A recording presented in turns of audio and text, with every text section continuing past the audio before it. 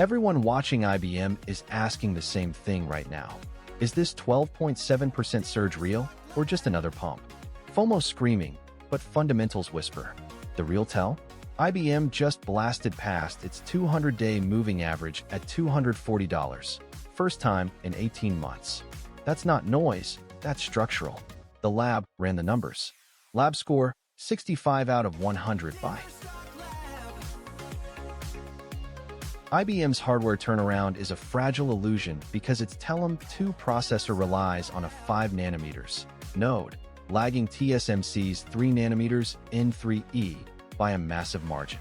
While Wall Street cheers a 12.7% surge to $297.80, the silicon reality is bleak.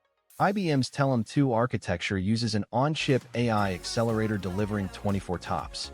This mainframe chip cannot compete with NVIDIA's Blackwell B200, which delivers 20 petaflops of AI compute. The physical bottleneck is interconnect latency, which limits enterprise transaction processing. IBM tries to bypass this with 360 megabytes of ultra-low latency L3 cache. Yet, this specialized mainframe hardware cannot capture the broader AI data center build-out. With an overbought RSI of 82.3, today's massive volume spike is driven by short-term sentiment, not long-term silicon superiority. The hardware reality dictates that IBM remains a legacy mainframe vendor dressed in AI marketing. Quarterly financials showing modest revenue momentum for IBM. IBM's 12.7% surge proves that enterprise software consulting is the ultimate defensive shelter as macroeconomic storms threaten hardware infrastructure. The Federal Reserve's 3.64% policy rate creates severe friction for capital-intensive competitors. Meanwhile, the yield curve is normalizing at plus 0.46%. CalSure prices recession risk at just 6.7%. IBM leverages its 14.2% EPS growth as a resilient shield. While new Trump tariffs threaten physical hardware imports, IBM's software-focused model bypasses these physical supply chain choke points entirely. This policy shift acts as a massive accelerant for their 9.5% revenue growth. Global trade wars and the escalating Iran war hike energy prices, driving inflation through the domestic economy.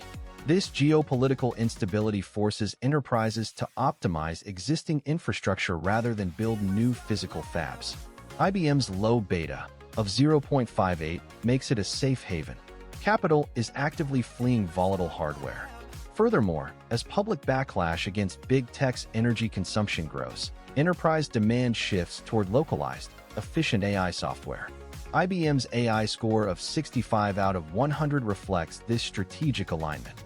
With only a 3.2% short float, short sellers are retreating. The macro wave is crushing hardware, but it is carrying IBM to shore. IBM reported earnings per share of $1.91, beating the Wall Street estimate of $1.82 by 4.7%. A solid beat that signals strong execution. IBM is trending higher, currently at $297.80. IBM stock is up today because management just wrapped another earnings beat in a glossy press release. 4 straight quarters of EPS surprises, AI demand accelerating, and a fresh $3 billion share buyback announced. That's the official story: steady execution, double-digit cloud growth, and a CEO who sounds like he's reading from a Silicon Valley playbook. But let's flip the script. Zero insider selling in the last 90 days, zero. That's not confidence, that's a freeze. Executives at IBM don't sit on their hands when the stock is cheap. They either buy aggressively or sell quietly. Right now, they're doing neither. That silence is louder than any earnings call. It tells you they see a near-term ceiling, not a breakout. The EPS beat was real, $1.91 versus $1.82, a 4.7% surprise. But dig into the R&D spend. $8.3 billion, up 11.2% year over year. That's faster than revenue growth. On the surface, it looks like IBM is investing in the future. In reality, it's a hedge. When R&D outpaces revenue, management is signaling they don't trust the current portfolio to scale. They're buying time, not building moats. And then there's the language: shareholder returns. That's PR code for "we're out of organic growth levers." What management is saying is "we're executing." What the lab hears is "we're returning cash because the AI narrative isn't converting to margin." The 10Q would likely flag concentration risk in consulting, lagging hardware refresh cycles, and a cloud business that's growing but not profitable. The buyback isn't a reward, it's a distraction.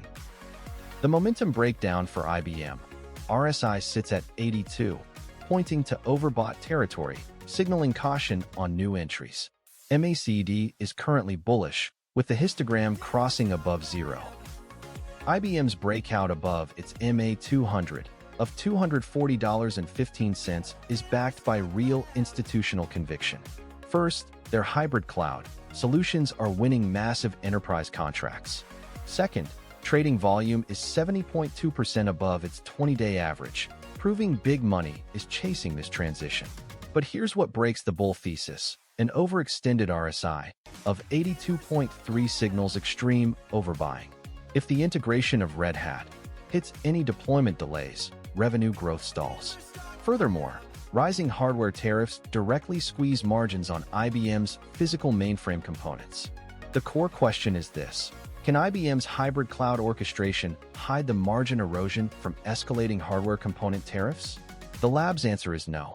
While the options market shows a highly bullish P/C ratio of 0.15, the physical reality is that supply chain bottlenecks directly threaten IBM's infrastructure business. If Red Hat integration delays collide with these hardware trade restrictions, the current trailing PE of 26.3x becomes entirely indefensible. With an AI score of 65/100, we are sidelined. Do not buy IBM at this overextended resistance of $297.80.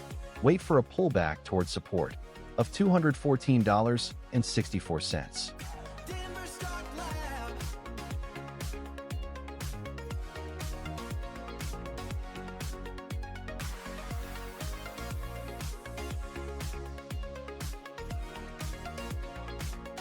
Everyone watching SMCI is asking the same thing right now. What's driving this surge? SMCI's 11.6% jump sparks FOMO, but is momentum justified? A 25.5% volume surge changes everything. This volume spike reveals genuine investor conviction, not just hype. The lab ran the numbers. Lab score, 60 out of 100 buy. Supermicro's hardware dominance is a fragile illusion. Their liquid cooling manifold cannot sustain 100 kilowatt rack power densities. The engineering reality centers on DLC, direct liquid cooling, a system circulating fluid directly over cold plates. Delivering this cooling capacity requires fluid flow rates exceeding 12 gallons per minute. This pressure exposes weaknesses in Supermicro's CDU, coolant distribution unit, the centralized pump and heat exchanger. These systems deploy high-pressure quick-connect couplings.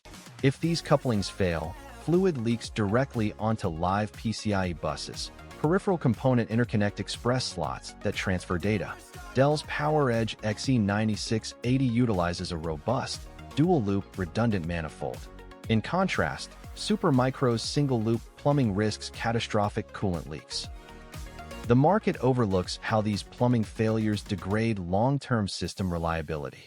Supermicro relies on its modular building block architecture, a standardized hardware design method that allows rapid swapping of motherboards.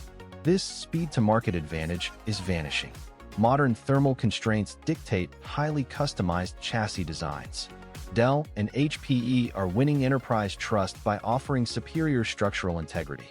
Supermicro's rapid assembly model cannot survive the extreme thermal tolerances of modern high-performance clusters.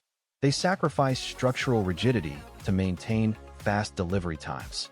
Today's 11.6% surge to $46.09 reflects short-term sentiment around European cloud partnerships.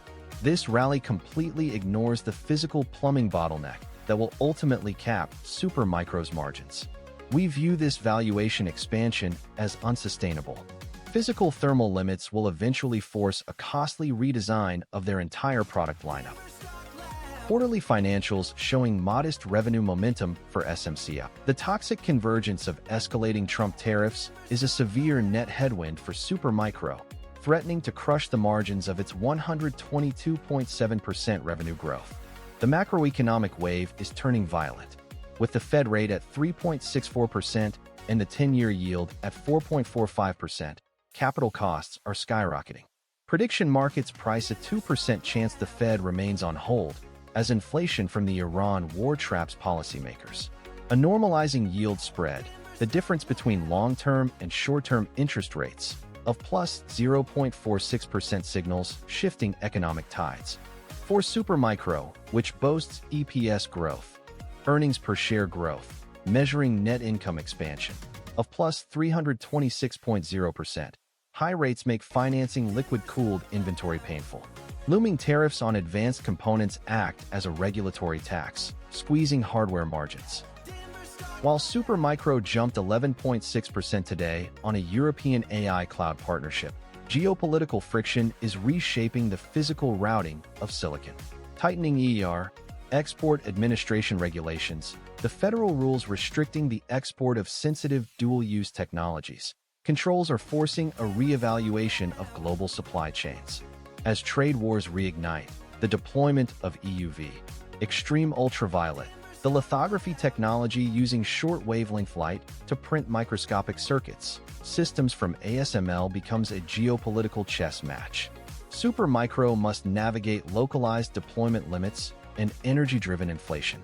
Socially, the political backlash against AI's massive power grid consumption is intensifying. At a high beta, a measure of a stock's volatility relative to the broader market, of 1.68, Supermicro is highly sensitive to these systemic shocks. The European deal is a temporary life raft, but the macro tide remains treacherous. SMCI reported earnings per share of $0.84, beating the Wall Street estimate of $0.63 by 32.3%, a solid beat that signals strong execution. SMCI is trending higher, currently at $46.09. Supermicro just inked a European AI cloud deal, and the press release is dripping with phrases like unprecedented demand and scalable infrastructure leadership. That's the official story: AI tailwinds, margin expansion, another quarter of beating the street. But let's pull the curtain back. Zero insider selling in the last 90 days isn't bullish, it's a red flag.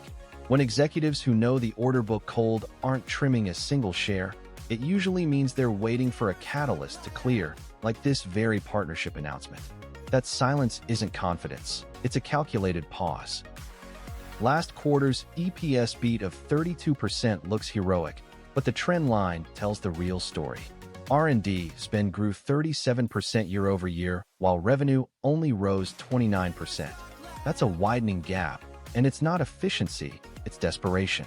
Supermicro is burning cash to stay ahead of the commoditization wave that's already hitting the white box server market. When management pivots from AI demand to supply chain optionality, they're papering over a brutal truth. Their gross margins are now hostage to TSMC's CoWoS yield and NVIDIA's Blackwell allocation. What they're saying is we're diversifying. What the lab hears is we're one wafer shortage away from a double-digit margin reset.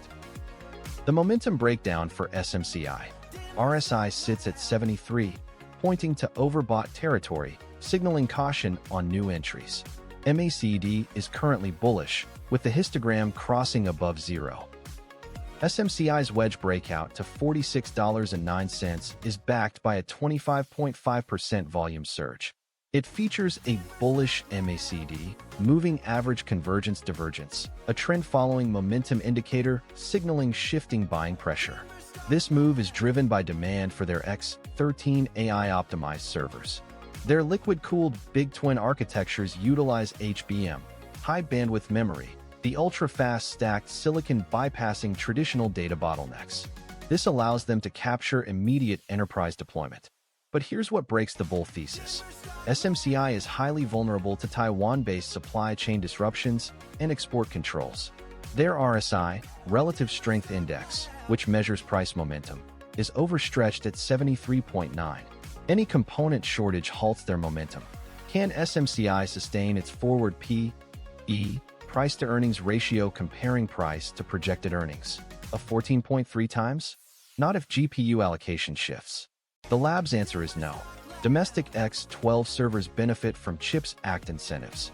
However, they rely on EUV, extreme ultraviolet lithography, the advanced light-based printing process used to etch leading-edge chips. Upstream bottlenecks instantly freeze SMCI's assembly lines. Our AI score of 60 out of 100 reflects this supply chain vulnerability. Watch the $46.09 resistance level. If SMCI fails to sustain this breakout, expect a rapid retest of support at $27.09.